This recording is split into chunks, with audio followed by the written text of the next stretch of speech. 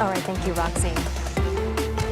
And what a game last night. We are still celebrating this morning, and we have the jerseys in the studio because the Spurs, they dominated from the opening tip last night, crushing the Thunder 103-82 to even up the series at 2 games each.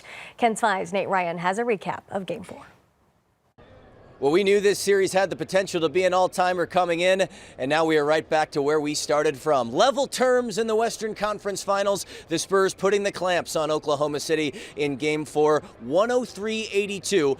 The 82 points for OKC, their lowest point total in the regular season or playoffs since December of 2021. This was one of the highest scoring teams in the regular season, averaging over 119 points per game, but the Spurs checking them as soon as they cross half court. They needed to be desperate. They knew they couldn't go back to OKC trailing 3-1. They played like it, answering the bell, forcing 17 turnovers, switching up the coverage on the MVP, Shai Gilgeous-Alexander. In the first 3 games, the Spurs were sending a lot of double teams at SGA. Last night, they were letting Stephon Castle pick him up full court, force him into the teeth of the defense, and make a decision. It pays off for San Antonio. Alex Caruso, who's been a thorn in the Spurs side, averaging 21 points over the first 3 games, scoreless in Game 4. Jared McCain, who had 24 points in Game 3, held to just 4 points. A total team defensive effort. There was a lot to like offensively from San Antonio, but this game was won on the defensive end of the floor. Anytime we can turn defense into offense, that's turnovers, that's rebounding, that's whatever the aspect may be, that's when we're at our best. We can get out and run and play in space and momentum and share the ball.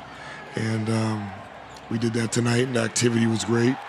And we're going to continue to need to get better at it as this series moves on.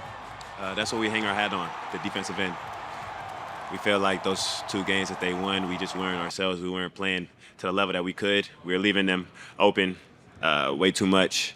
So we were in a lot of great rotations, guarding the ball, and that helped us, especially making the miss to get out in transition. The truth is that we had never been in this kind of situation before. It was our first deficit in a playoff series, and we just responded. But it was nothing amazing. It wasn't magic.